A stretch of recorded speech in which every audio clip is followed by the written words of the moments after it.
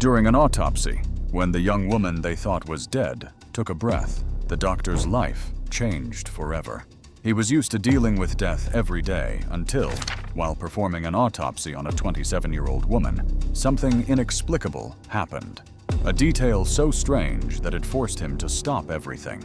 He called emergency services and the police. What he found left everyone in shock. Nathan Carter arrived early at the amphitheater, as he did every day. The silence of that place seemed to echo within him, a reflection of what he had felt for years. He sat down in his old wooden chair, put on his glasses, and opened a pile of files. They were unsolved cases, stories that had been waiting for answers. The silence of that place seemed to echo inside him, a reflection of what he had been feeling for years. He sat down in his old wooden chair, put on his glasses, and opened a pile of files. They were unsolved cases, interrupted stories, lives that no one talked about anymore. For many, it was just a job, but for Nathan, it was a kind of penance. As he flipped through the pages, he stopped when he saw a photo of a girl in one of the reports. She had big eyes and a smile full of life. He slammed the file shut and squeezed his eyes shut, trying to block out the memories. But they came as always. The image of his younger sister Lily trapped between the metal of that car, still calling him. It haunted him. He was just a young man back then, but the pain of not being able to save her followed him like a shadow. "You did what you could," Nathan muttered to himself, as if those words could ease the guilt he carried. But he knew it wasn't true. He felt he should have done more, and it was that feeling that led him to forensic medicine, hoping to provide answers to other families, even though his own would never get them. The coffee on the table grew cold as he stared at the papers. His mind was far away, trapped in a time that would never return. He remembered how Lily laughed Lily when they were kids. He loved playing the guitar, even though he only knew 2 songs. "You're the best brother in the world," she would say, and he believed it. Since the accident, those words sounded like an accusation in his head. The door to the amphitheater suddenly opened, interrupting his thoughts. It was George, an assistant who had been working with him for years. "Dr. Carter, come quickly. They just found the body. I don't want to be long. I want to leave soon. Let's hurry and get this over with." Nathan took a deep breath and closed the files. He felt the weight of the day begin to fall on his shoulders as always. He got up, put on his coat, and adjusted the watch on his wrist before leaving. He looked at the photo of Lily that he always kept in his drawer. "Forgive me, Letty," he whispered in a low voice before moving on. Nathan walked down the narrow corridor of the amphitheater, smelling the familiar scent of alcohol and disinfectant. The call had been urgent, and he knew that usually meant something out of the ordinary. George, the assistant, was behind him, carrying a folder. "It looks like a young woman, doctor. They found the body in a square. The police believe it was a natural death." But George stopped as if he didn't want to finish the sentence. "But what?" asked Nathan without looking back. "I don't know how to explain it. Apparently there are no signs of violence, but the scene looked strange. You'll understand when you see it." Nathan just nodded his head without saying anything. He was used to mysteries. They were what filled his days, even though they no longer surprised him. He entered the cold room where the body was waiting for him, covered with a white sheet. The cold light made everything seem more somber. "Okay, let's get started," said Nathan, putting on his gloves and slowly pulled back the sheet. He saw the young woman's face for the first time and paused for a moment, almost without realizing it. Claire Lewis looked as if she were asleep. Her face was serene, with no signs of pain or tension. Her brown hair framed her delicate face, and Nathan noticed her nails painted a light shade, as if she had taken care of herself until the very last moment. "She's so young," he murmured. George almost whispered. "How old was he?" Nathan asked, more to distract himself than out of real curiosity. 27, George replied, looking at the folder. "The preliminary report, it says it was cardiac arrest, but the family reported that she was healthy." Nathan looked at Claire again. Something about her made him hesitate. It was as if that body didn't belong on a cold amphitheater table. He felt a slight discomfort, a strange sensation he couldn't explain. He took a deep breath and picked up the scalpel as he always did. "Let's confirm that," he said, trying to push the thoughts away. But before he could begin, something in her gaze made him stop again. He couldn't take his eyes off her face. For a moment, the image of Lily flashed through his mind, as if they were somehow connected. He blinked, trying to shake it off. "Doctor, is everything okay?" asked George, noticing the delay. Yes, let's continue," Nathan replied, shaking his head. He moved closer, analyzing every detail. Her lips were slightly pink, different from other cases of cardiac arrest he had seen before. Her skin, although cold to the touch, seemed to have a vitality that made no sense. Nathan frowned, trying to ignore the discomfort it caused him. "George, are you sure you've done all the checks?" he asked, adjusting his glasses. "Yes, doctor. The emergency team confirmed there were no signs of life when she arrived," George replied, somewhat surprised by the question. Nathan remained silent, but something inside him said otherwise. He picked up the stethoscope from the table and leaned over. "Yes, doctor. The emergency team confirmed there were no signs of life when she arrived," replied George, somewhat surprised by the question. Nathan remained silent, but something inside him said otherwise. He picked up the stethoscope from the table and leaned over to listen to Claire's chest, even though he knew it was an unusual procedure at this stage. The room fell completely silent as he tried to pick up any sound, but everything seemed to be frozen. He slowly walked away, feeling a knot in his stomach. It wasn't the first time he had doubted the initial reports, but never like this. He looked at Claire's small, delicate hands, small and delicate, and noticed a simple ring on her finger. It didn't look like an expensive piece, but it was worn enough to show that it had special value. Something about her made him feel a strange connection, as if he already knew her from somewhere. Although he knew that was impossible. "Doctor, is everything okay?" George asked again, now visibly concerned. "Yes, I'm just trying to understand," Nathan replied, as he adjusted the mask on his face. He took a deep breath and took the scalpel, but his hands were slower than normal. Every movement felt heavy, as if an invisible force was holding him back. When the blade was about to touch Claire's skin, he stopped. An image popped into his mind, of Claire as a dream, Lily. She was smiling like she did when she was a child. Nathan felt a tightness in his heart. "Don't give up on her," Nathan heard his sister's voice say. "Claire," as if she were in the room. He shook his head and blinked, breathing deeply, trying to compose himself. He looked at Claire again. Now more than ever, something inside him was screaming that something was wrong. He lowered the scalpel and took a step back, confused. "George, bring the defibrillator. I want to do more tests before we continue," he said, trying to sound calm, but his voice was shaking. "What, doctor?" "The report confirms that it started," George began, but Nathan interrupted him. "I know what the report says. Just do it, please." George nodded and left hurriedly. Nathan stood there alone with Claire, looking at her as if he expected her to open her eyes at any moment. He knew it was absurd, but he also knew he couldn't ignore that feeling. Not this time. Nathan blinked several times, trying to recover. His hand was shaking slightly, and he realized that he was still holding the scalpel, but he couldn't continue. Lily's face was still alive in his mind, her words echoing like a call impossible to ignore. "Doctor, is everything okay?" George appeared at the door, carrying the defibrillator he had requested. The assistant's voice brought him back to reality. "Yes, I'm fine," he replied, although he wasn't sure of it. He stepped away from the table, removing his gloves for a moment. "Do you want me to replace you?"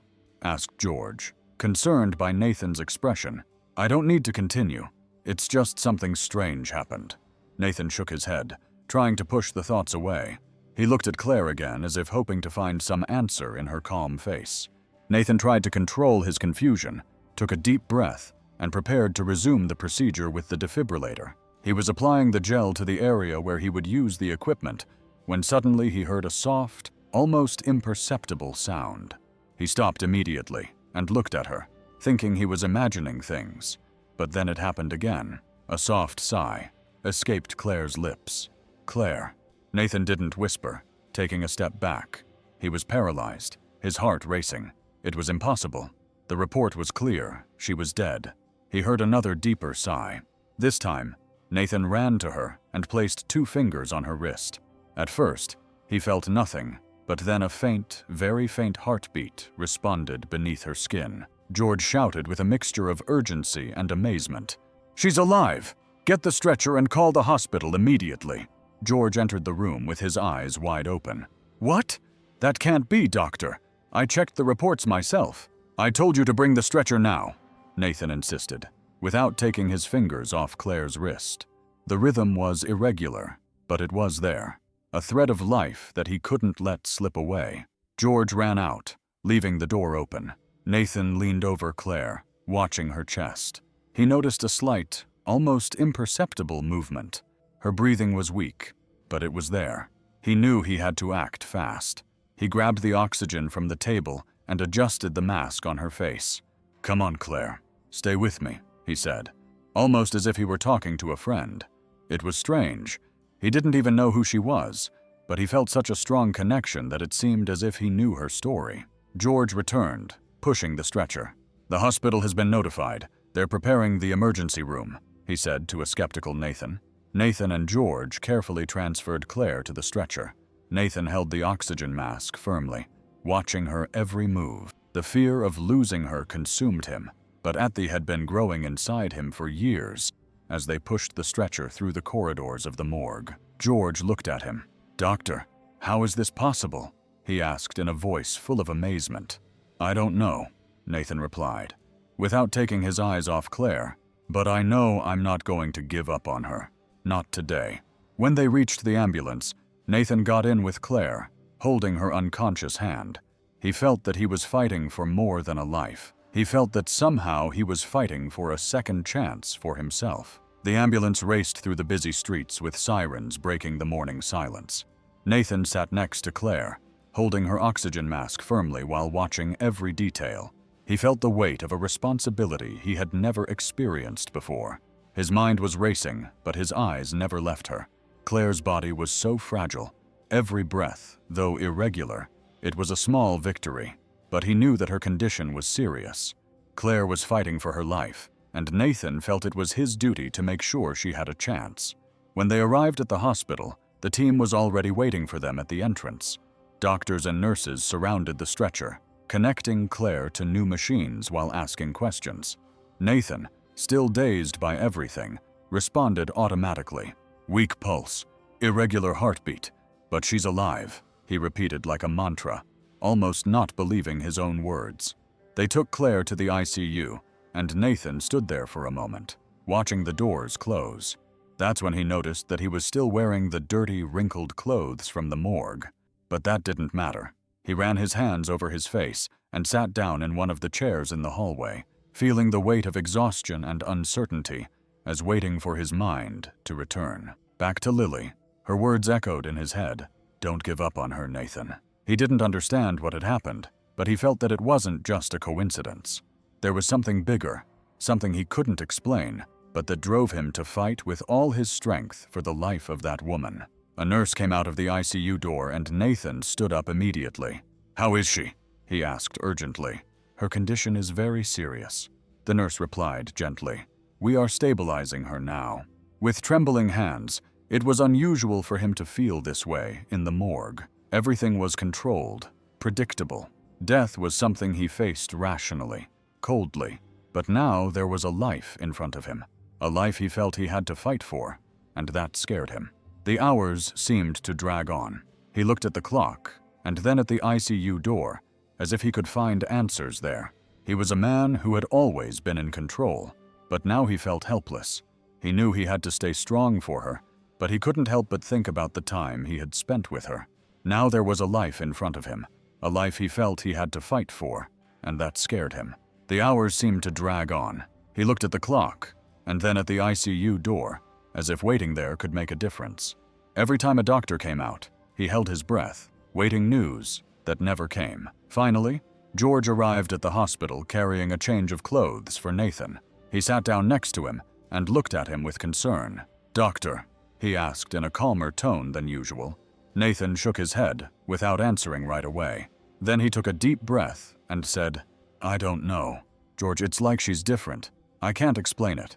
It's like I had a chance to do something right. Something I never managed to do before." George put a hand on his shoulder, trying to comfort him. "You've done a lot. Doctor, if she's here now, it's thanks to you. No one else would have noticed what you noticed. It's not enough." Nathan, with a lump in his throat. She's still fighting. And what if I didn't do enough? What if… George interrupted him with a firm but kind voice. Don't think like that. You did what few would do now.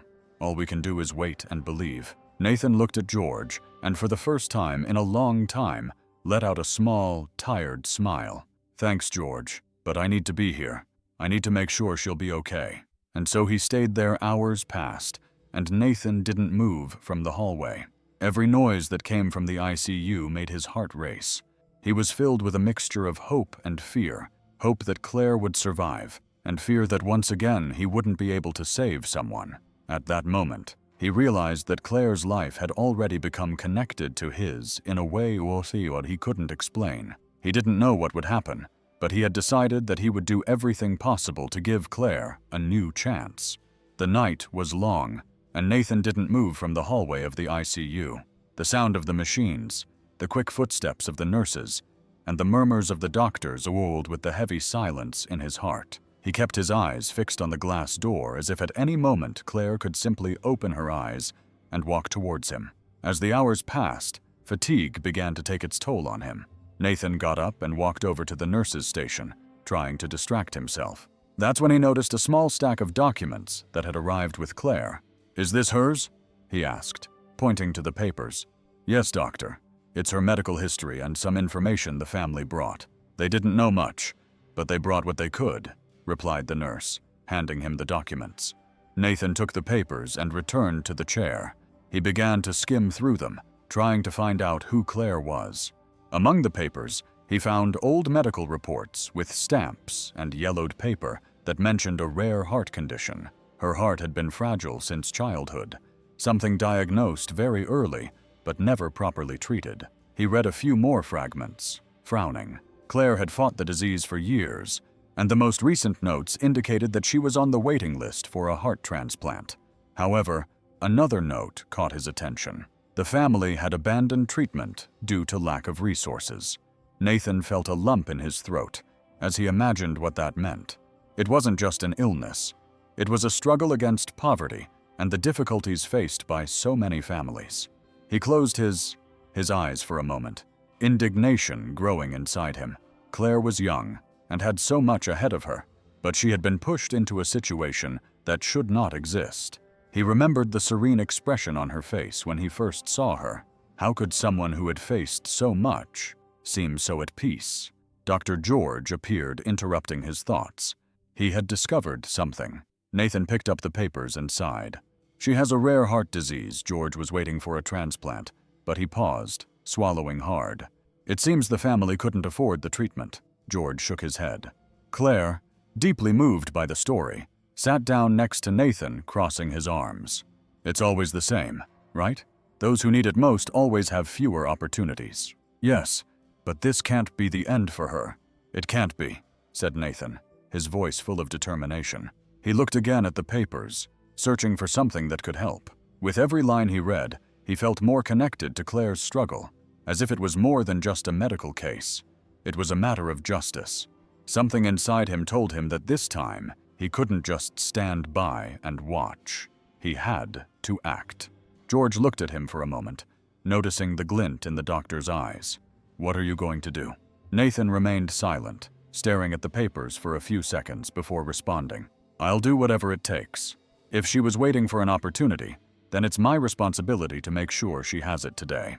It was barely dawn when Nathan made a decision. He couldn't just wait for the hospital. He needed to know more about Claire, about who she was, about her life. He took the address from the documents and hurried out. The taxi took him to a humble neighborhood on the outskirts where the cobblestone streets were lined with simple, colorful houses. He breathed deeply as the car moved slowly forward. When he got out, Nathan found himself in front of a small house with peeling walls and a makeshift garden. A few flowers grew haphazardly in old pots, and a bicycle leaning against the wall indicated that someone lived there. A family with simple habits. He adjusted the robe he was still wearing because he hadn't had time to change, and walked to the door. He knocked lightly, and a moment later a woman with gray hair and a tired look opened the door. It was Miller Teresa. Her hands were still dirty from the soil, probably from working on the flowers, and she looked at Nathan with surprise. "Good morning. Can I help you?" she asked in a kind voice, but with a hint of concern. "Are you Claire Lewis's mother?" asked Nathan, trying to sound calm. Miller Teresa wiped her hands on her apron and took a step back, as if she sensed that something was wrong. "Yes, it's me. Why do you ask? Did something happen at the hospital?" she said in a tone that suggested she was used to receiving bad news. She had lost hope for Claire's life since she learned she couldn't pay for the surgery. Nathan noticed the fear on the woman's face and hurried to reassure her. "Don't worry. Claire is still alive. I'm here because I want to know more about her. I want to help." Miller Teresa put a hand on her chest, relieved and at the same time emotional. Her eyes began to shine with tears, but she took a deep breath, trying to compose herself. "My God, she's still alive. I don't know how to bear this anguish." Her voice broke and she leaned against the door to keep from losing her balance. "Can I come in?" Nathan asked carefully. Miller Teresa nodded and made room for him to enter. The room was simple, with old furniture and few decorations, but everything very clean. A dusty violin rested in a corner leaning against a chair, and a small wooden table was covered with freshly cut flowers. "Please sit down," she said, pointing to a chair. "I'm sorry about the mess." She was preparing some flowers to take to the market. That's how she makes a living. Nathan sat down and looked around the place carefully. There were photos of Claire scattered around the room, many of them with children, and some holding the violin. "Claire is a good person," began Miller Teresa, as if feeling the need to explain. "She always has been, ever since she was little. She liked helping the children at the bar. She started giving music lessons because she wanted them to have something beautiful in their lives." Nathan looked at the violin and then at Miller Teresa. "She plays the violin, doesn't she?" "Yes. It belonged to her father. He died of a heart attack when Claire was little. It was the only thing he left us. Since then, Claire used that violin to teach music. She said that music could bring hope even to the most weary hearts." Miller Teresa paused for a moment, her voice choked with emotion. Nathan remained silent, letting her take her time. After taking a deep breath, she continued, "But when Claire began to get sick, everything became more difficult. The bills piled up, and I couldn't pay them. I stopped giving lessons because I no longer had the strength, but she never complained. She just said, 'Mom, one day everything will be better. I just need to hold on a little longer.'" Miller Teresa wiped a tear that fell down her face. "But I knew that I was losing my little girl with each passing year, and the doctors saying she needed surgery. And every time she got sick and lost strength, I got more used to the idea of losing her. And now you're telling me she's still alive, after they told me she wasn't. It's like a miracle." Nathan felt a lump in his throat. Every word that woman said seemed to add more weight to the situation. Claire was more than a patient. She was someone who made a difference in the lives of others, even facing so many difficulties. She looked at Miller Teresa with a new sense of responsibility. "Miller Teresa, I'll do everything I can to help Claire. She deserves this opportunity. I don't know how, but we'll get what she needs." The woman looked at him with gratitude. "You've already done more than anyone else, doctor. Just the fact that she's alive another day.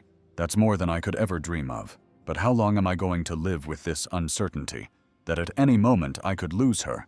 Miller Teresa paused for a moment and looked at the violin with eyes full of tears. It was incredible how she managed to teach with so little. She used this old violin, some borrowed sheet music, and a lot of patience. There were children who didn't even know how to hold a pencil, but she managed to teach them music. And you know, doctor, she didn't do it just for them. She also for herself. She said that as long as she could teach, she had a reason to keep fighting, even with her illness. Nathan felt that every word Miller Teresa said was a piece of a puzzle he was beginning to put together. Claire wasn't just a young woman with a serious illness.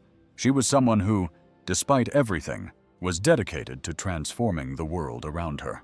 "What happened to the classes?" Nathan asked quietly, almost not wanting to interrupt. Miller Teresa. She took a deep breath, sadness in her eyes. When her illness got worse, she had to stop teaching. She could no longer hold the violin for very long, or stand up to teach. That was the hardest thing for her. "You know more than the pain, Claire. She felt like she was abandoning the children, leaving them without the refuge she always wanted to give them. Nathan looked at Miller Teresa, admiring the strength of that woman. She didn't complain or lament. She simply told the story of her daughter with love and hope, like someone who believes that even in difficult times, there is always something good to remember. Miller Teresa, Claire is an incredible person, said Nathan sincerely. She has more strength than many people I know. I can see it even now, without having known her well. The woman smiled, although her eyes were still filled with tears.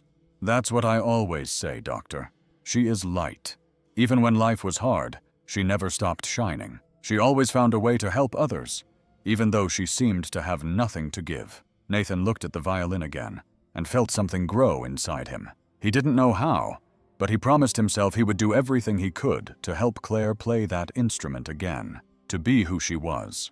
He understood that Claire's struggle was not only for her life, but also for the opportunity to continue sharing her music and hope with the world. Nathan left Miller Teresa's house with a heavy heart and his mind in a whirlwind as he walked through the streets of the simple neighborhood.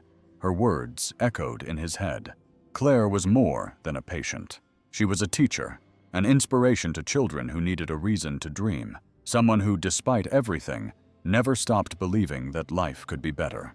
He felt he needed to do something for her, but the challenge seemed greater than anything he had ever faced before. He got into a taxi, and on the way back to the hospital, he couldn't help but think about the thought that had been tormenting him from the beginning with renewed force.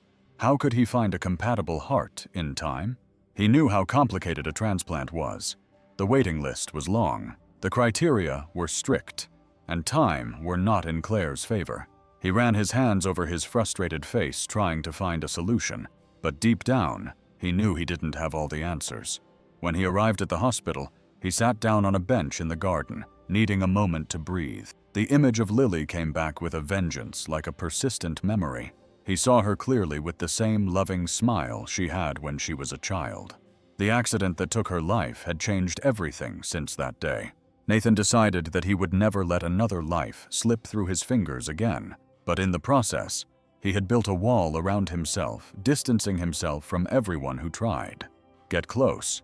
He looked at his hands and noticed that they were shaking. They were precise hands, trained to dissect and understand the human body, but they hadn't held another hand in a gesture of comfort or affection in years. He had never allowed anyone into his life since Lily. His dedication to his work was the way he had found to deal with the guilt. But now, seeing Claire's struggle, he felt that something was changing. The wall he had built was beginning to show cracks. George appeared in the garden carrying 2 cups of coffee. He handed one to Nathan and sat down next to him. "You look very down, Doctor. Is everything all right?" asked George, breaking the silence. Nathan was slow to respond. He stared at the horizon as if searching for answers in the sky. "I don't know. George, for the first time in a long time, I feel like what I'm doing isn't enough. Claire has so much to live for, and here I am, helpless, knowing that without a heart, everything we've done will be for nothing." George took a sip of coffee and looked at him seriously. "Doctor, you've saved many lives. You may not realize it, but you do more than you know. Claire is still here because you refused to give up on her. That's already a lot." Nathan shook his head, still unhappy with himself. "It's not just that, George. I see her story, everything she did for the children, for her mother, and I realize that I've never really lived. I spent years running away from the pain of losing my sister, hiding in my work. But now, with Claire, I see that I can't go on like this. Life is more than this, George." He fell silent, letting Nathan speak. It was strange to see the doctor open his heart, but he knew that the burden he carried was not a light one. "Sometimes I think that Lily would hate me if she saw what I've become, a cold, distant man. But at the same time, it's as if she's pushing me to save Claire, as if this were a way to make amends for everything that happened." George put a hand on Nathan's shoulder. "Maybe it is, Doctor. Maybe this is your chance to forgive yourself." Nathan nodded silently. He knew George was right. It wasn't just about Claire. It was about him, his guilt, the years he spent isolated, avoiding connecting with people. He knew he needed to change, and helping Claire was the first step. As he returned to the hospital, Nathan made a decision. He didn't know how, but he would find a way to give Claire what she needed. No matter what it took, this time he wouldn't let life slip away from him. Nathan was in his office surrounded by piles of papers and reports. He couldn't concentrate. Claire's face was stuck in his mind, as were Miller Teresa's words.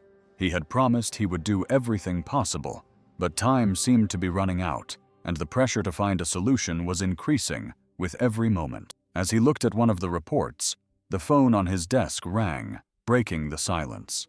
He answered quickly, hoping for an update. "Dr. Nathan," it was the voice of a nurse from the ICU. "It's about Claire Lewis." Nathan felt a lump in his throat. The urgency in her voice was enough. "What happened?" he asked firmly. "Although mine," the answer. "Her condition has worsened. Her heartbeat is extremely irregular, and her oxygen level is very low. The team is doing everything possible to stabilize her, but she needs a heart transplant right now, or she won't survive." Nathan clenched the phone tightly, as if that could prevent the news from crushing him. "I'm to the ICU. Tell the team I'll be there in 5 minutes." He hung up the phone and stood still for a moment, trying to process what he had just heard. Claire's time was running out. Despair overwhelmed him, an overwhelming feeling of helplessness.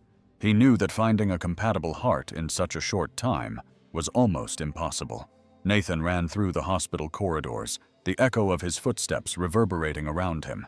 When he reached the ICU, he saw the medical team working frantically around Claire. She was pale, her face more fragile than he remembered.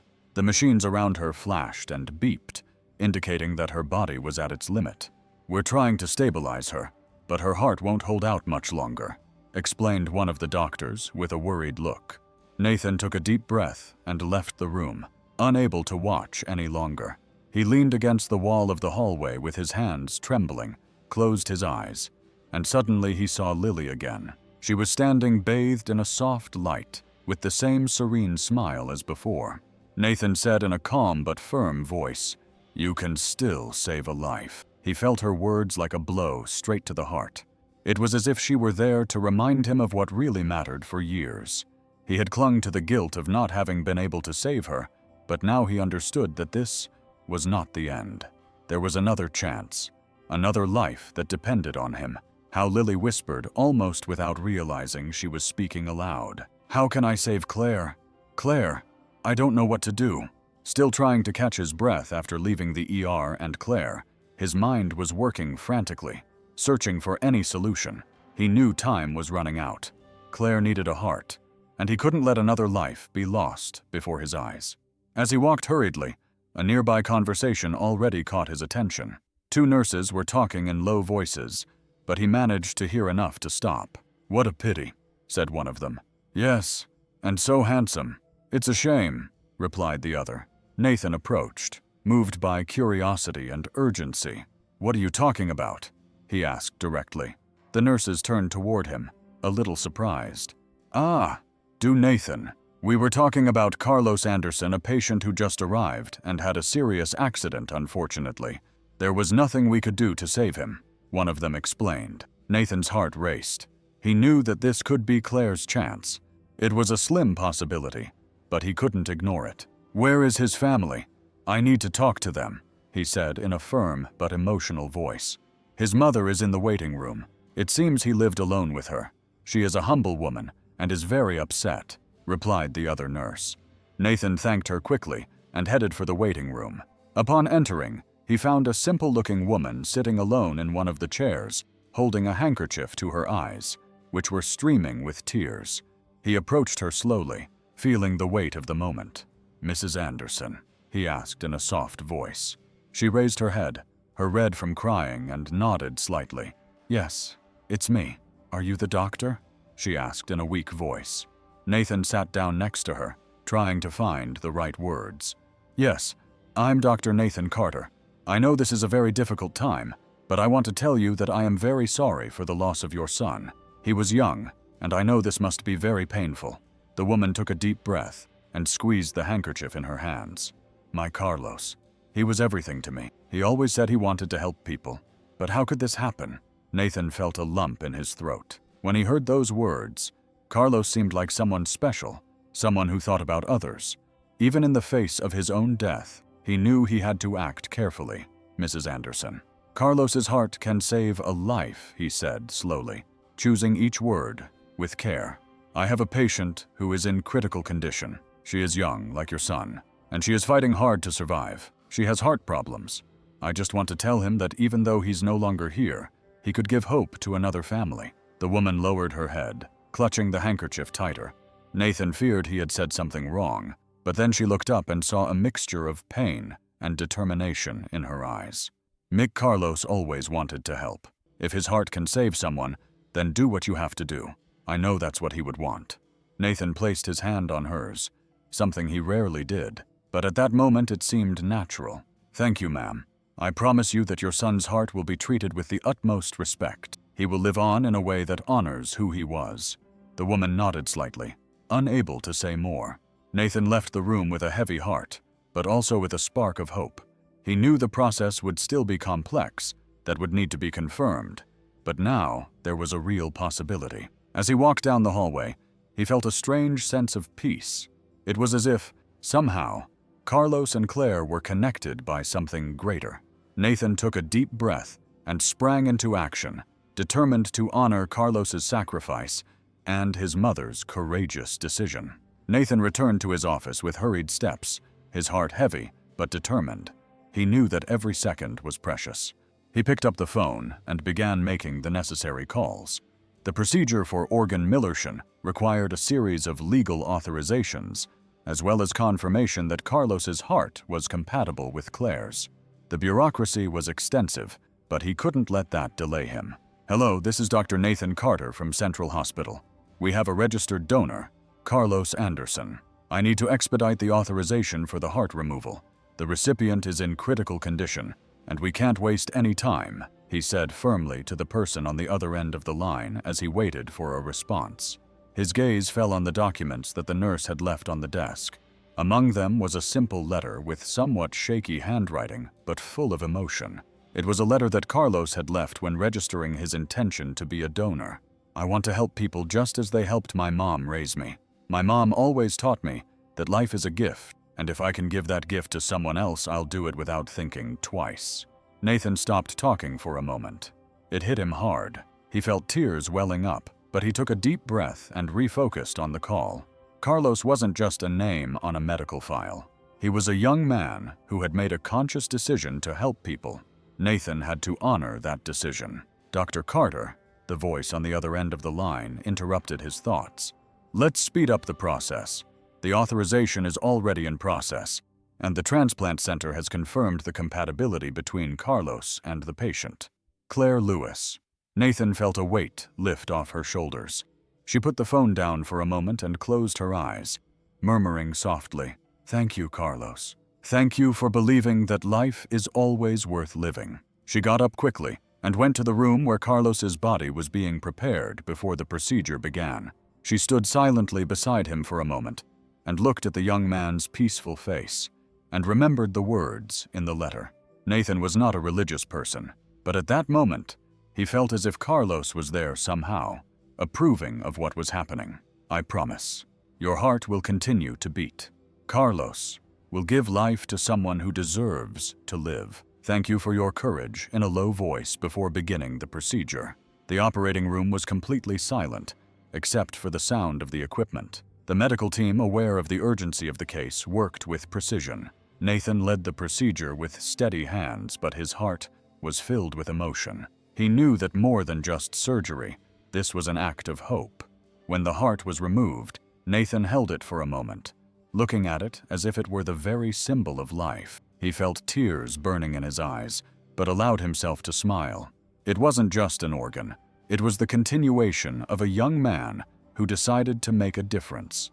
Even in his final moments, the team prepared for immediate transport to Claire's room, where the heart would find a new home. As walked through the hallways with the heart carefully protected, Nathan felt that something inside him had also changed.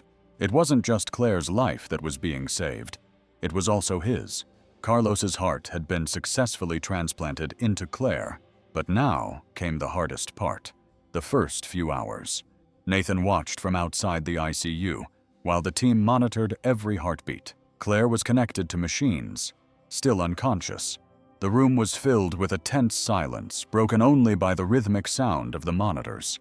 Nathan couldn't leave. He felt torn between the hope that everything would turn out well and the guilt that wouldn't let him go.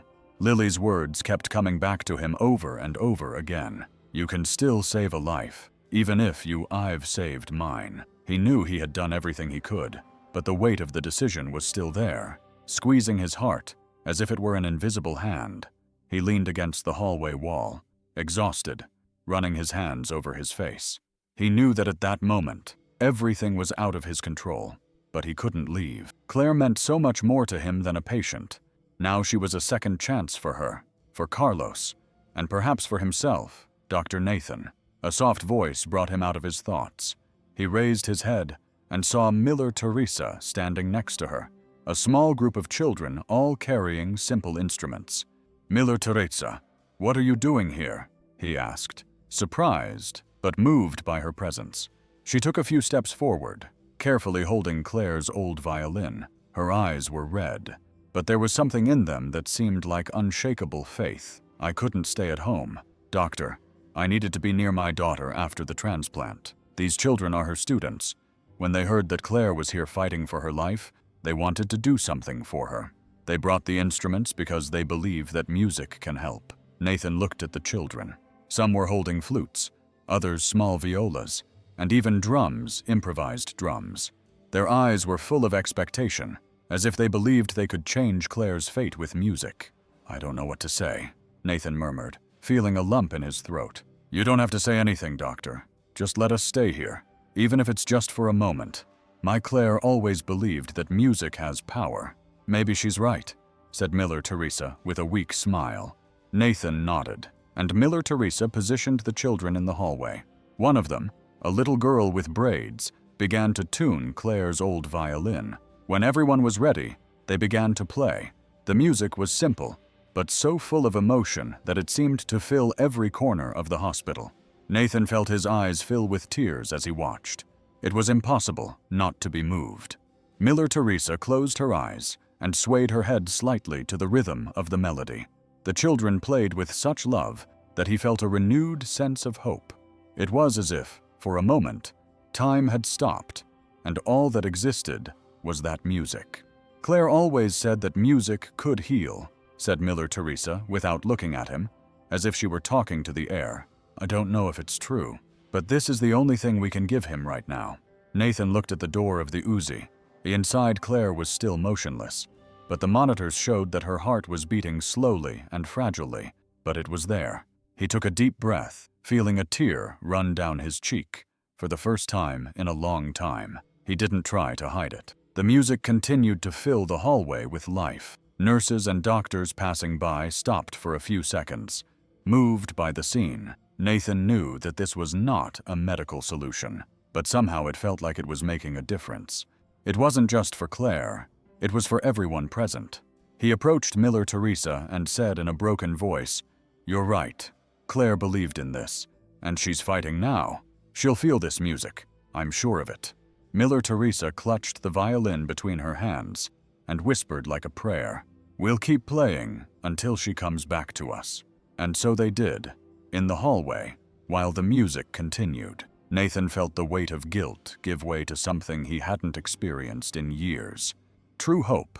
Nathan stood still, listening to every note. He couldn't explain what he was feeling, but it was as if that simple melody had reached something he had kept hidden for years. A part of him locked away, behind guilt and pain. Hope. Nathan stood still, listening to every note.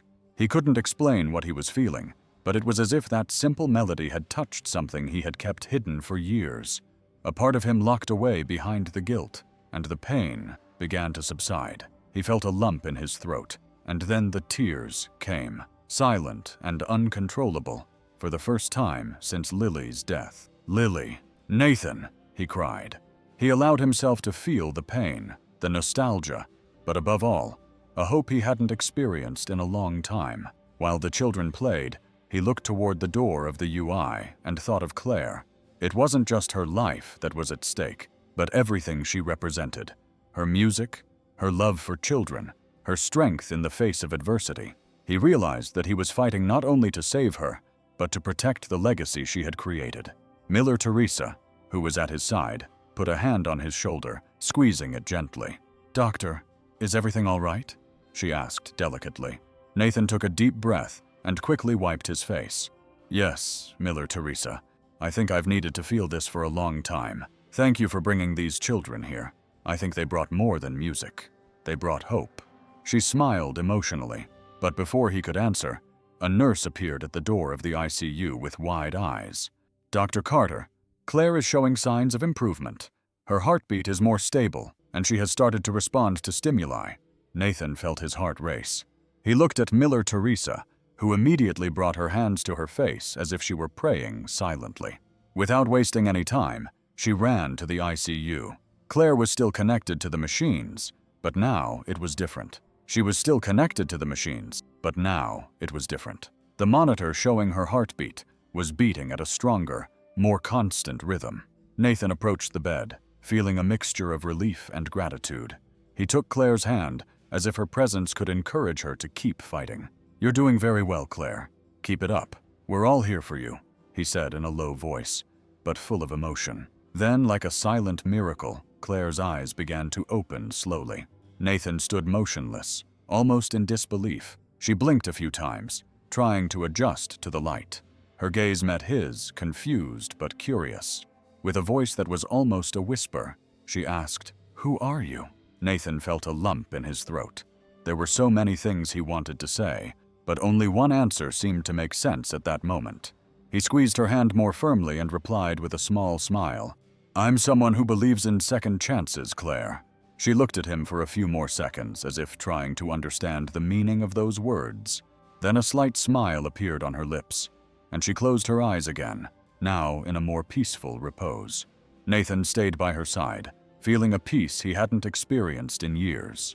He looked outside, where the music was still playing in the hallway. He knew that the fight wasn't over yet, but for the first time, he believed that everything would be all right. Not just for Claire, but also for him. The days passed, and Claire continued to show signs of improvement. Her face, once so pale and fragile, began to regain color. The machines that had been monitoring every vital function were gradually turned off one by one, and every small step forward seemed like a victory. Nathan, true to the promise he had made to himself, visited Claire every day. He entered the room always with a smile, bringing a magazine or a bottle of water, any excuse to spend more time with her. Claire, still weak, always returned his gaze with a warm look and kind words. "I thought the doctors had more important things to do than visit patients every day," she said jokingly one afternoon. Nathan smiled as he sat down in the chair next to the bed. "Normally, yes, but I think doing one with you is only fair after all the work you've given me.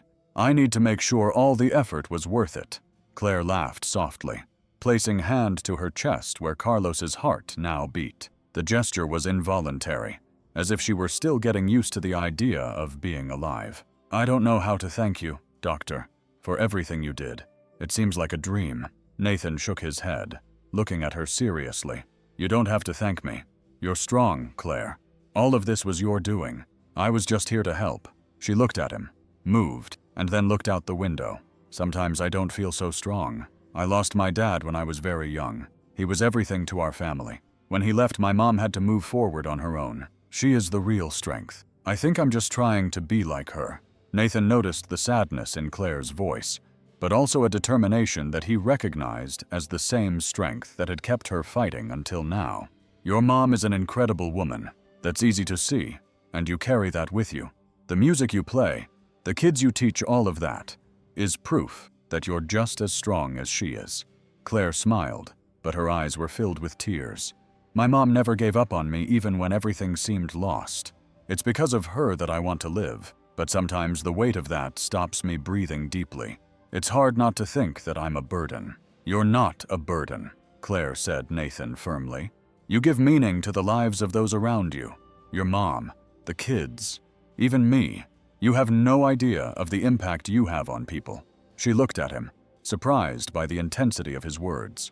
Nathan looked away for a moment, as if searching for the courage to continue. I know what it's like to carry a weight like that for years. I lived with the guilt of not having saved someone I loved. My younger sister Lily died in a car accident when I was young. I was there, and even though I was only a teenager, I always thought I should have done more. That's why I chose this profession, to try to save lives like I couldn't save her from hers. Claire listened attentively, and her expression changed to a mixture of sadness and understanding. She reached out with effort and touched his hand. It must have been very difficult for you, Nathan, but I think your sister would be proud of the man you've become. You saved me, and I think that somehow she was with you, helping you, Nathan. She looked at him, moved for the first time by talking about Lily. It didn't seem like an unbearable Claire had created a safe space where he could be simply human, with his pain and flaws. Thank you for saying that. Claire, I've never talked about this with anyone. I think somehow you've helped me more than you know. The two remained silent for a moment, sharing a connection that went beyond words. It was as if each had found a little healing in the other, and for the first time in a long time, Nathan felt the guilt begin to give way to peace. Claire was sitting on her hospital bed, still pale, but with a sparkle in her eyes that hadn't been seen in weeks. Resting on her lap was the old violin her mother had brought her. Her hands were still shaking a little, but she seemed determined. Nathan sat in the chair next to her and looked at her attentively. Are you sure you're ready for this? He asked worriedly. Claire smiled, a slight but meaningful smile. I don't know if I'm ready, but I need to try. Music has always helped me. Maybe it will help you too. Nathan leaned forward slightly, intrigued. He knew Claire was a talented teacher, but seeing her struggle to hold the violin showed him how much it meant to her. She adjusted the instrument on her shoulder and closed her eyes for a moment before beginning to play. The melody that came out was soft and simple, but so full of emotion that it seemed to fill the room. How much it meant to her. She adjusted the instrument on her shoulder and closed her eyes for a moment before beginning to play.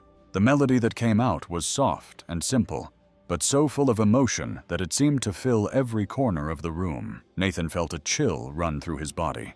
The music seemed to speak directly to the soul, touching feelings that words could never reach. He leaned back in his chair, closing his eyes for a moment, letting himself be enveloped by the music. When Claire finished, she lowered the violin slowly and looked at Nathan. He was visibly moved, his eyes shining with tears that he did not try to hide. That was amazing, he said, pausing to find the right words. That was incredible. Thank you. She smiled and took a deep breath to regain her strength. Music heals what words cannot, she said, in a soft but certain voice. That's why I always taught the children that no matter what happens, music always reminds us that there is beauty in the world. Nathan felt the weight of those words like a hug. For the first time in a long time, he felt truly at peace. Claire only fighting for her life anymore. She still found the strength to share something so pure with others. At that moment, he knew he had to do more in the days to come. Nathan began to devote himself to a new goal. Whenever he had a break, he would sit with Miller Teresa to listen to stories about the music school where Claire worked. He discovered that the place had closed due to lack of resources, and that the children she taught had lost a safe space. A refuge where they could dream was what she loved to do most. Doctor, said Miller Teresa with a sad look.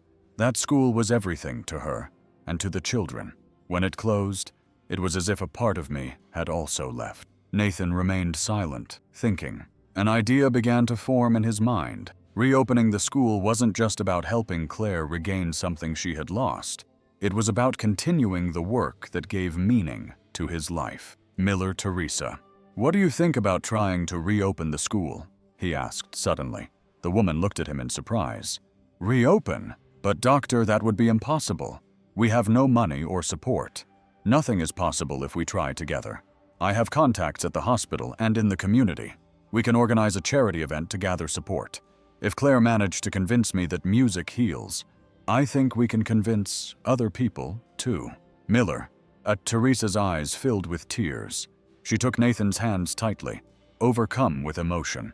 Do you really think we can do it? I do, Miller Teresa, and we will. not only for Claire but for all the children she helped and who still need that place. The woman nodded, her head too emotional to speak. Nathan felt a new purpose grow within him. Reopening that school was more than a way to help Claire. It was a way to honor everything she stood for. It was time to give music back the place it deserved, and he would do everything in his power to make that happen. The days that followed were full of movement and hope. Nathan was determined to make the charity event a reality, and his energy seemed to be contagious to everyone around him. He spoke with fellow doctors, nurses, and even patients who knew Claire or had heard her story. The idea of helping to reopen the music school quickly gained momentum in the hospital. Posters began to appear in the hallways. Simple but moving messages invited the community to participate. Music for life, an event to revive dreams. It was impossible to pass by without feeling touched by the purpose of the event. Claire, still recovering, watched everything with a mixture of curiosity and excitement. She saw Nathan enter her room every day with news about the progress of the event, and although she was still weak, she couldn't hide the smile on her face. "Are you really taking this seriously?" she said, jokingly, as she adjusted her pillow. "More than you can imagine. This is important, Claire, not just for the children, but also for you. That school is part of who you are, and I want to see that rebirth," Nathan replied with a sincerity that made her eyes sparkle. Finally, the big day arrived. The hospital hall normally used for conferences and meetings was transformed. Simple lights decorated the space, and small flower arrangements prepared by Miller Teresa adorned the place. A row of chairs was arranged in front of the small, improvised stage, and the sound of instruments tuning filled the air.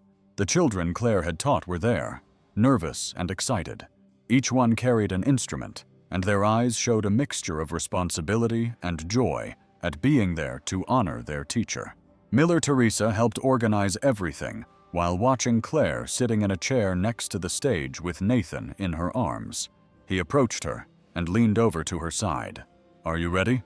he asked with an encouraging smile. Claire took a deep breath and nodded. "I'll never be 100% ready, but I think the music doesn't wait for us, does it?" He smiled, admiring the strength she showed, even at such a delicate moment. When the event began, Nathan took the stage to welcome everyone. He spoke simply, but his words touched everyone deeply. "We are here today to celebrate something that goes beyond medicine, beyond science. We are here for the music that unites us and reminds us what it means to be human. Claire Lewis and her mother, Miller Teresa, have shown us how music can transform lives. And today, we want to give back a little of that by helping to reopen the music school that inspired so many children." The audience applauded emotionally. Claire was called to the stage, still struggling to walk but determined. When she adjusted the violin on her shoulder, silence filled the room. The children joined her, and together they began to play. The melody was soft but full of strength and seemed to envelop everyone present, doctors and nurses accustomed to the frenetic rhythm of the hospital. They stood still, absorbing every note. Some people cried discreetly, while others simply closed their eyes and let the music speak for itself. Nathan watched everything from the background with a full heart. He felt that this was not just an event, but a moment of healing for Claire, for the children, and also for him. As he walked through the hall greeting some guests, a woman approached him. Her face looked familiar, but it took him a moment to recognize her. "Nathan, it's me, Isabel. I was a friend of your sister Lily's." He stopped, surprised, but with a smile as he recognized his old friend. "Isabel, how long has it been? What are you doing here?" She took his hands, excited. "I saw the poster for the event and wanted to come when I found out you organized everything. I felt so proud. Lily always said you'd do something great, that you'd help a lot of people. She believed in you more than anyone." Nathan, he felt a lump in his throat. Isabel's words brought back memories of his sister, but this time, there wasn't just pain, there was comfort, as if Lily were there somehow. "She said that?" she asked with her voice breaking a little. "She always said you had a huge heart, even when you didn't notice it." "Nathan, what you're doing today is exactly what Lily always saw in you." He took a deep breath, holding back the tears. He looked at Claire, who was still playing with the children on stage, and felt a peace he hadn't felt in a long time. "Thank you, Isabel. I think for the first time I feel like I'm doing something right." She squeezed his hand and smiled. Lily would be very proud. Nathan stood there watching as the music filled the room, feeling that each note brought him a little closer to the peace he had been searching for. It was a new beginning for him, for Claire, and for all those who had been touched by the magic of music. He knew that wherever Lily was, she would be smiling. The charity event ended with applause and many hugs filled with emotion. Claire, still holding the violin, looked exhausted, but her smile was the most sincere Nathan had ever seen in his life. The sound of the children playing, the bright looks on the audience's faces, and the human warmth of that moment created something that words could not describe. Nathan felt that something truly special had happened. The next morning, he was at the hospital organizing the final details of the funds raised during the event. Millershans came in from everywhere: colleagues, doctors, nurses, neighbors, and even strangers who heard the story and wanted to help. It was more than he had hoped for. Miller Teresa entered the room with eyes full of hope. "Doctor, how are we doing? Did we get enough?" she asked with a mixture of anxiety and expectation. Nathan looked up from his papers and smiled. "Yes, Miller Teresa. We got enough to reopen the school and guarantee the first few months of operation. Claire will be able to go back to teaching the children, and all of this is thanks to you for the strength you put into this dream." Miller Teresa brought her hands to her face emotionally. Tears began to roll down her cheeks, but they were tears of relief and gratitude. "God bless you, Doctor. I can never thank you enough for what you've done for us. You made it possible, Miller Teresa. I was just one more piece in this group of people who believe in the power of music and Claire's strength." Hours later, Claire was called to a small meeting at the Nathan Hospital, and Miller Teresa was there along with some children who had participated in the event. Claire looked at them confused, but smiling. "What's going on? Why all the mystery?" she asked jokingly as she sat down. Nathan looked at her proudly. "Claire, the music school will be reopened, and who will be leading this important project?" "You are." She blinked, not understanding for a moment. Then her eyes filled with tears and she brought her hand to her chest. "But how did you really do it?" she said almost breathlessly. Miller Teresa approached and took her hands. "We did it, daughter. You always said that music was your mission. Now you'll have the opportunity to continue bringing that light to more children. The dream will continue." Claire looked at Nathan, trying to find the right words. "I don't know what to say. I don't think I'm strong enough for this." Nathan leaned down until he was at her level, looking her in the eyes. "Claire, if there's one thing I've learned about you in the last few months, it's that you're stronger than you think. This is your place. Not because we want it to be, but because you deserve it. The children need you, and so do we." She took a deep breath, trying to hold back the tears, but soon gave up and hugged Miller Teresa while the children clapped and celebrated around them. "I promise I won't disappoint you," said Claire, her voice breaking. "This school will be more than a place for music. It will be a place for dreams of hope." Nathan watched everything with a light heart. The days passed and Claire became increasingly busy with preparations for the reopening of the music school. Nathan continued to be there, helping as he could, but something in his attitude had changed. He seemed more distant, as if an invisible barrier had come between them. Claire noticed it, but decided to wait for the right moment to talk about it. One afternoon, after a meeting with Miller Teresa about the instruments they would buy for the school, Nathan offered to drive her home. On the way, the silence between them was heavier than usual. Claire, who used to fill the air with her lively chatter, was quiet, watching him out of the corner of her eye. "Nathan could ask you a question," she finally said, breaking the silence. He looked at her quickly before turning his gaze back to the road. "Sure, tell me what's wrong. Something seems to be bothering you since the event. You're different." Nathan sighed and parked the car in front of the hospital. He remained silent for a moment, gripping the steering wheel before responding. "It's nothing, Claire. It's just, I don't want to worry you about it." She turned her body toward him, crossing her arms. "Don't you think that after everything we've been through, I deserve a little more honesty?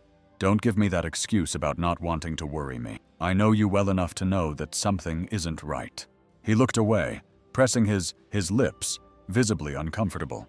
Finally, he sighed and replied in a low voice, "It's complicated, Claire. I don't know if I can allow myself to feel all this. You, us. I don't know if I deserve it." Claire remained silent, surprised by his response. But soon the shock gave way to determination. "You stood by me when I couldn't do it, and now you want to run away." He shook his head, trying to explain. "It's not running away, Claire.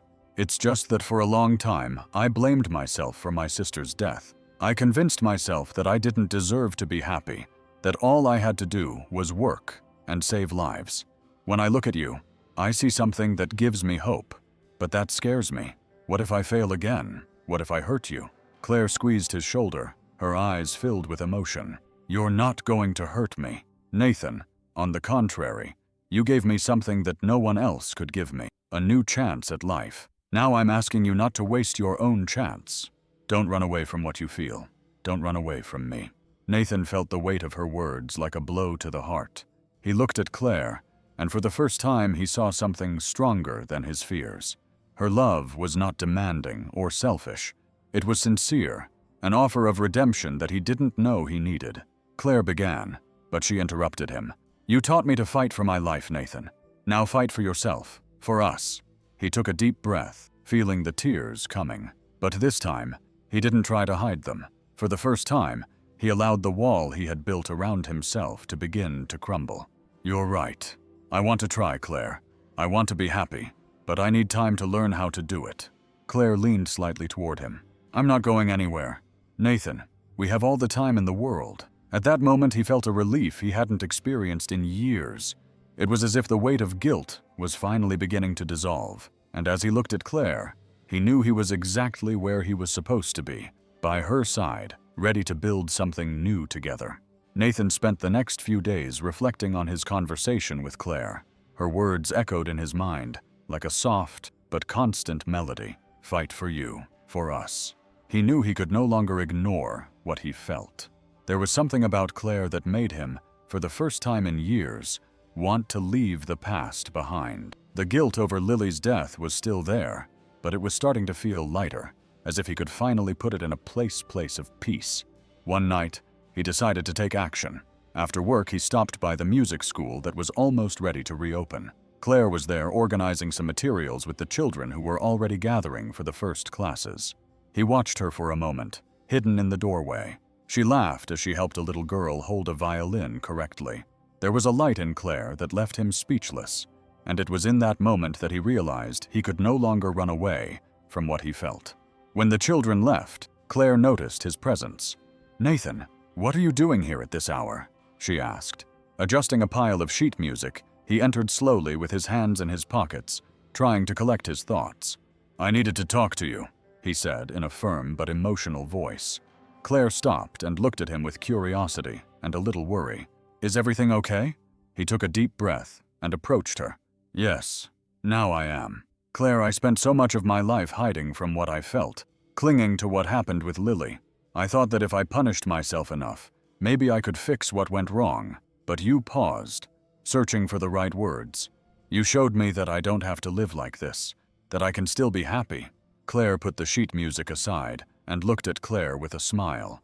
"I'm so glad you're here. I'm so glad you're mine. Punished myself enough. Maybe I could fix what went wrong." But you paused, searching for the words. "You showed me that I don't have to live like this, that I can still be happy." Claire put the sheet music aside and approached him with shining eyes. "What are you trying to say, Nathan?"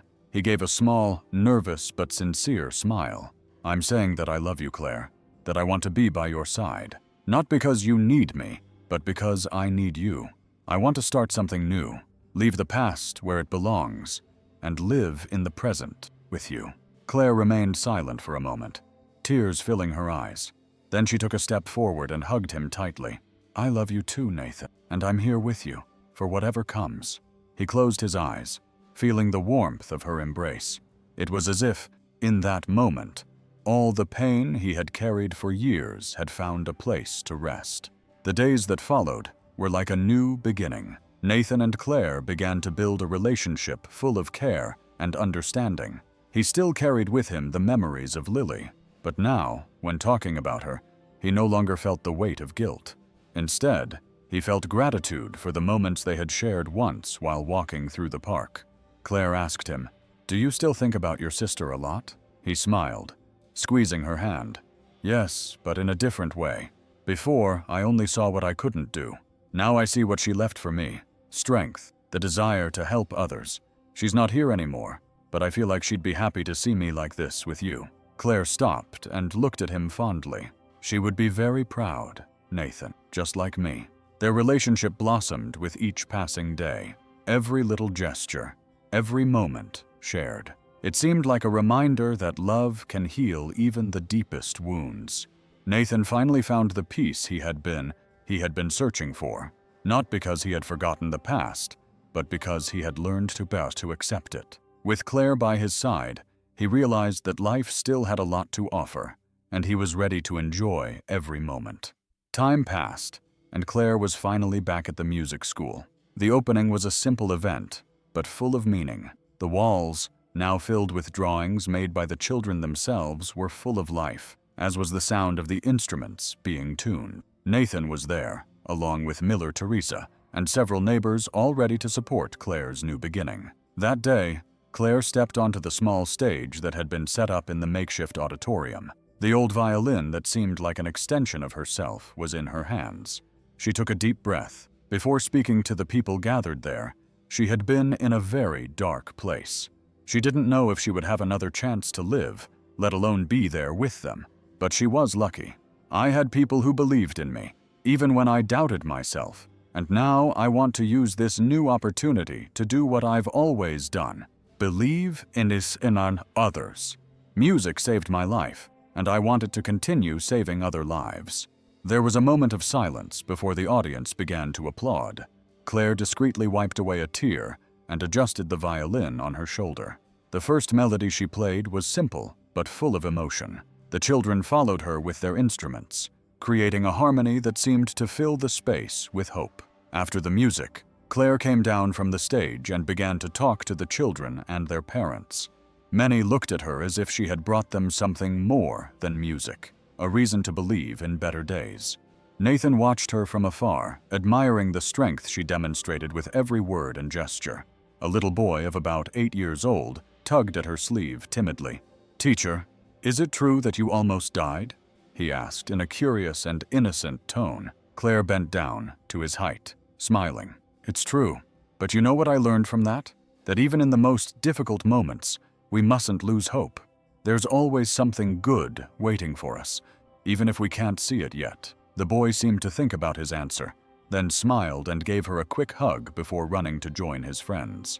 Claire stood there for a moment, watching the children and thinking about how those little souls carried so much life and potential within them. Nathan adjusted the microphone with steady hands, even though his heart was beating fast. He wasn't used to speaking in front of large audiences, but he knew that this moment was important, not only for him, but for many lives that depended on a message of hope. He looked at the attentive faces in front of him and took a deep breath before beginning. "Good afternoon. Today I am not here only as a doctor. I am here as someone whose life was transformed by the courage of other people. I want to share with you the story of 3 people who taught me the true meaning of the word as." The auditorium fell into absolute silence as Nathan took the first step in his story. The first of these people is Carlos. He was a young taxi driver who lived with a heart full of generosity. After an accident, he left us, but not before making a decision that changed everything. He decided to be an organ donor. Carlos knew that even after he was gone, he could give a new chance to someone who was still here. Nathan paused, letting the weight of his words sink in. The second person is Claire. She was the one who needed that second chance. Claire was facing a serious heart condition, but she never gave up. Even in the midst of pain, she found the strength to teach music to underprivileged children, believing that music can change lives. And she was right, because today, thanks to Carlos's courage and the efforts of many people, Claire is not only alive, but is helping others believe in the impossible. Nathan's eyes shone with tears he did not try to hold back. He looked at the audience, feeling that for the first time, he was allowing himself to open up completely. But there is a third person in this story, my sister Lily. She died many years ago in a car accident. I was young, and the weight of not being able to save her haunted me for a long time. I worked as a medical examiner because I thought it was my way of getting the answers I never had about her. But deep down, I was running away. I lived with guilt, believing that I would never be able to do anything truly meaningful. Nathan paused, swallowing hard. The words were difficult, but he knew he had to say them. It was only recently that I understood that Lily never wanted me to carry that guilt. She wanted me to use the pain to do something good. And that's exactly what happened. Carlos showed me courage. Claire showed me hope. And Lily showed me that it's possible to move forward even after so many years. She kept guiding me, even though I didn't notice. He looked at the audience, visibly moved. I want to dedicate this moment to the memory of my sister Lily. For years, I thought she was just a painful memory. But today, I realize that she is the reason I am here, the reason I made the decisions I made. Lily, wherever you are, thank you for giving me more strength than I ever imagined there was. There was a moment of silence in the auditorium before people began to clap. It wasn't ordinary applause. It was applause filled with emotion, respect, and gratitude. Nathan took a deep breath, feeling the relief of letting go of something he had kept inside for so long. As he stepped off the stage, he saw Claire in the audience, smiling with tears in her eyes. Next to her is Miller Teresa, holding a small flower in her hands. Nathan smiled back at her, feeling at peace. He knew that this day was much more than a speech. It was the end of a cycle and the beginning of something new, a life lived with purpose, gratitude, and love. The big day of the recital had finally arrived, and the music school was livelier than ever. The children ran through the hallways with their instruments, their laughter echoing like a preview of the joy that was to come. Miller Teresa helped organize the chairs in the auditorium, while Claire went from group to group, checking every detail. She was radiant, her smile lighting up the whole place.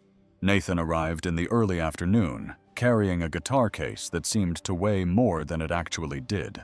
When he entered, he looked at the stage decorated with simple but charming lights. The sheet music was scattered on the piano, and the sound of the children tuning their instruments created a musical chaos, but full of life. Claire saw him and approached with her eyes shining with enthusiasm. "You brought it?" she asked, pointing to the case. Nathan smiled shyly, holding the case tighter. "Yes, I brought it, but I don't know if it was a good idea. It's been years since I've played, Claire, and to be honest, I'm a little scared." She put a hand on his arm, offering him, "Don't worry, Nathan. You taught me not to give up, to believe that there's always a new opportunity. Now it's my turn to remind you. Music doesn't have to be perfect. It just has to come from the heart, and you have a lot of that." He took a deep breath and nodded. He knew he couldn't say no to Claire, not after everything they had been through together. Hours passed quickly, and soon the auditorium was full. Parents, friends, and neighbors gathered to watch the recital. Nathan was backstage tuning his guitar, his hands still shaking. He heard the sound of the audience settling in and felt his heart racing. Claire appeared at his side, ready to go on stage. She was wearing a simple dress that matched perfectly with the sparkle in her eyes. "Ready?" she asked, holding her violin. "No," Nathan replied, laughing nervously. "But I don't think I ever will be. Let's go." Claire laughed and took him gently by the arm. The children were the first to perform, filling the auditorium with melodies that, although simple, were full of emotion. Every note reflected the effort and dedication they had put into that moment. When it was Claire's turn, the audience fell silent. She walked onto the stage with her violin and addressed everyone. This recital is not just about music. It's about hope and believing that even in difficult times, we can always find something beautiful. Today, I want to share this stage with someone very special who helped me find my way. Nathan, come up. He felt all eyes turned toward him, his heart beating fast. He slowly got up and walked toward the stage, holding his guitar carefully. Claire greeted him with an encouraging smile, and he sat down next to her, adjusting the instrument on his lap. "It's been a long time since I've done this," he said quietly, as the audience watched expectantly. "You'll be fine, trust me," Claire replied with a calm look. The music began with Claire leading on the violin. It was a sweet, familiar melody, that filled the space with a cozy warmth. Nathan followed her, shortly after, strumming the guitar with hesitant movements at first, but quickly gaining confidence. The harmony between the two was palpable, and the sound seemed to envelop every person in the auditorium. As he played, Nathan felt something unexpected. There was no fear, just a feeling of freedom. It was as if for a moment everything was exactly as it should be.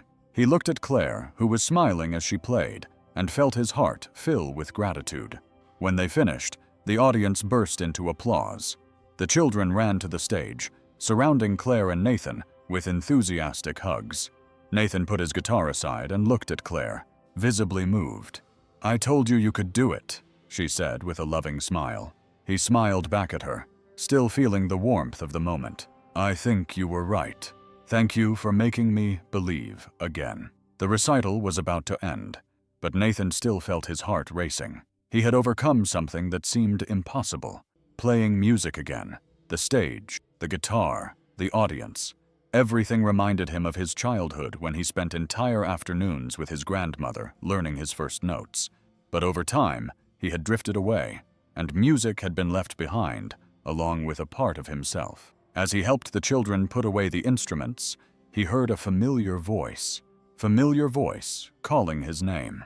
He turned and saw his grandmother, Miller Mercedes, walking toward him. She was a little more stooped than he remembered, with completely white hair, but her eyes shone as brightly as ever. "Grandma, what are you doing here?" he asked, surprised and excited at the same time. She smiled broadly and, without saying a word, wrapped him in a tight hug. Nathan felt his eyes fill with tears as he returned the gesture. It had been so since the last time she had hugged him. "So, my grandson, I heard about the recital, and I had to come," said Miller Mercedes, pulling away just enough to look at him. "And what I saw today was the Nathan I always knew was there waiting to come back." He smiled, trying to contain his emotion. "I thought I had lost you, Grandma. The music, the love for her, everything. But somehow Claire helped me find it again." Miller Mercedes placed a loving hand on his face. "You didn't lose anything, son. It was just stored away, waiting for the right moment to come out. Seeing you on stage today, I can't express how proud I feel. Your dad would be so happy, and Lily too." Nathan swallowed hard, feeling the weight of her words. He hugged her again and let the tears fall. "Thank you for never giving up on me, Grandma. I think I'm finally understanding what you and Lily always saw, and it's beautiful to see, Nathan. Never give this up again." Before he could respond, Claire appeared at his side, smiling timidly. "Miller Mercedes, it's so nice to meet you," she said, extending her hand. Grandma looked at Claire, then at Nathan, and smiled knowingly. "So you're the young lady who brought my grandson back to music. I don't know how to thank you, Claire."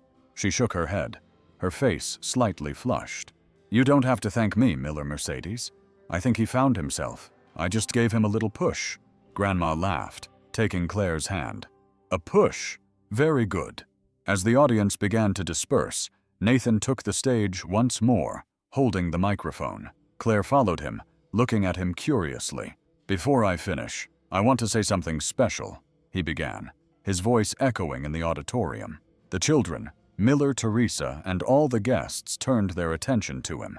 Nathan turned to Claire and took her hand. "Claire, you're not only the reason I found music again. You're the reason I found every day with you is a gift, and I want to spend the rest of my life with you."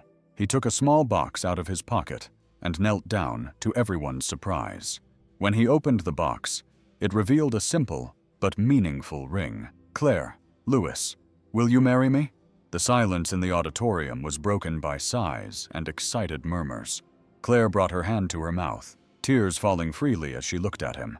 After a moment, she smiled and replied with a broken voice, "Yes, Nathan, 1,000 times yes." The audience erupted in applause and shouts of joy. The children ran onto the stage, hugging them both, while Miller Teresa cried with happiness in the background. Miller Mercedes, from the audience, wiped her eyes, more emotional than ever.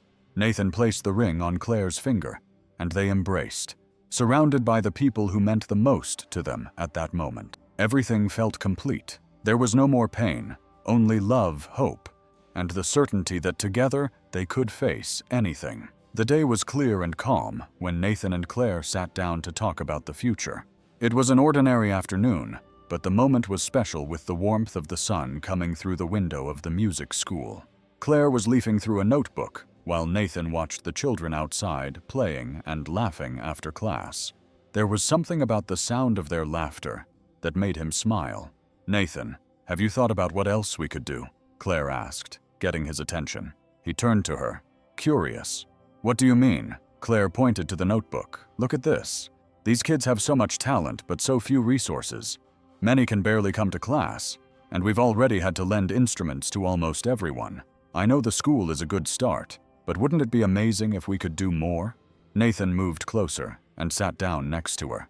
Her eyes were full of enthusiasm, something he loved about Claire. "What are you thinking?" he asked with a slight smile. "What if we create something bigger, a foundation? A place that not only teaches music, but also helps children who want to learn, but don't have the means. We could find sponsors, expand the school's reach, and maybe even offer scholarships for talented young people." Nathan was silent for a moment, considering the idea. It was daring, but he knew Claire was right. Since they had started working together, he had seen how music transformed the children, giving them something to strive for and something to dream about. "It's ambitious," he said finally, "but I like the idea. Actually, I love the idea. Let's do it." Claire smiled, truly excited. "Do you really think we can do it?" "Claire, look at what we've already accomplished. We reopened this school. We brought so many children back to music. That's already a miracle. Why not dream big?" She laughed. Taking her hand, he said, "You always know how to cheer me up, and you always know how to inspire me." They spent the rest of the day planning the first steps for the foundation. They chose a name that was simple but meaningful. Hope. A name that for them symbolized everything they wanted to achieve. A few days later, Nathan and Claire made a special visit. The cemetery was quiet, the wind gently moving the flowers on the graves. They walked hand in hand to the place where Lily Nathan was buried. Lily. Nathan carried a small bouquet of white flowers while Claire held the violin. When they reached the grave, Nathan was silent for a moment, looking at the name engraved on the headstone, feeling his heart tighten, but not with the weight of guilt this time. What he felt was nostalgia and gratitude. "Hello," Lily said softly. "It's been a long time since I've been here, but I wanted you to know that I've thought about you a lot, and for the first time, I'm not thinking about the pain, but about the joy you brought into my life." She placed the flowers on the grave, bowing her head while Claire watched him, respecting the moment. "I want you to know that we're doing something special, something I think you would have liked, a foundation to help children learn music, to give them the opportunities you may not have had. Claire is with me, and together we promise that we will continue to honor your memory by helping others." Nathan stood up and looked at Claire, who smiled at him and bowed her head toward him. Then she picked up the violin and began to play a soft melody, a tune that Nathan remembered Lily playing when they were children. He closed his eyes, letting himself be carried away by the melody, feeling as if his sister was there, listening and smiling. When Claire finished, they both remained silent for a moment longer. Then Nathan took a deep breath and squeezed her hand. "Let's keep going, Claire. For her, for us, for all the lives we can still change." She nodded, returning the squeeze. Always. Nathan always felt a peace in his heart when he left the cemetery that he had never felt before. He knew he couldn't change the past, but now he was sure that he was honoring Lily in the best way possible, helping other people find the music and hope she always believed in. The afternoon was sunny, and the square was full of life. Children ran around the fountain, while adults sat on benches chatting, or simply enjoying the day in the center of the square under a large tree. Claire adjusted the violin on her shoulder. She was serene, with a soft smile on her face, as if that moment were a reunion with something very important. Nathan was standing a few feet away, leaning on one of the benches, watching her intently. He knew what that place meant to Claire. It was there that everything began, where she almost lost his life, but also where a new story was written. And now, in that same place, she was about to play not only for the others, but also for herself. Claire took a deep breath, closed her eyes, and began to play. The melody was sweet and melancholic, but it carried something stronger: hope. Each note seemed to tell a story of overcoming courage and love. The entire square was taken over by the sound. Conversations were interrupted. Children stopped running, and even the birds seemed to fall silent, as if they were holding their breath for the music. Nathan felt a lump in his throat as he listened to her play. The music spoke to him, as if it translated everything he felt but couldn't express in words. The love he felt for Claire, his gratitude toward Carlos, the memory of Lily, the hope for the children at the school.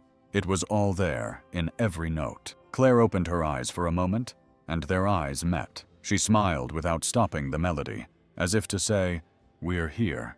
We did it." Nathan smiled back, feeling tears welling up in his eyes. But it wasn't sadness. It was relief. It was peace. The music continued to echo, filling the square and somehow touching everyone who listened to it. A woman on the nearest bench discreetly wiped her eyes, while a little girl pulled her mother's hand, saying in a low voice, "Mom, it's so beautiful." When Claire finished, the silence that remained in the air was almost palpable. Then a timid applause began, followed by others until the whole square erupted in applause. Claire lowered her violin, blushing but happy. Nathan approached her and took her hand. "You played beautifully," he said with a voice full of emotion. I put my heart into the music," she replied with simplicity. "I think deep down I always knew that music says what we cannot express." Nathan squeezed her hand tighter. "You just said everything, Claire. Everything that matters." She smiled, leaning her head on his shoulder as they looked out over the square. The sound of the music seemed to linger there, even after they had finished. It was as if that moment was eternal, a symbol of what they had built together: redemption, love, and a new beginning. As the sun began to set, Claire and Nathan stayed there together, watching life go by around them. The sound of the violin still seemed to be in the air, but more than that, it was in the hearts of everyone who heard it. What would you do if you were in Nathan's place? Would you have the courage to face your fears and fight for a second chance, both for yourself and for someone you love? Or if you were Claire, could you transform your pain into strength to inspire others? Leave us your opinion in the comments. We'd love to hear from you. And of course, don't forget to click the bell so you don't miss any of the exciting stories we're preparing for you.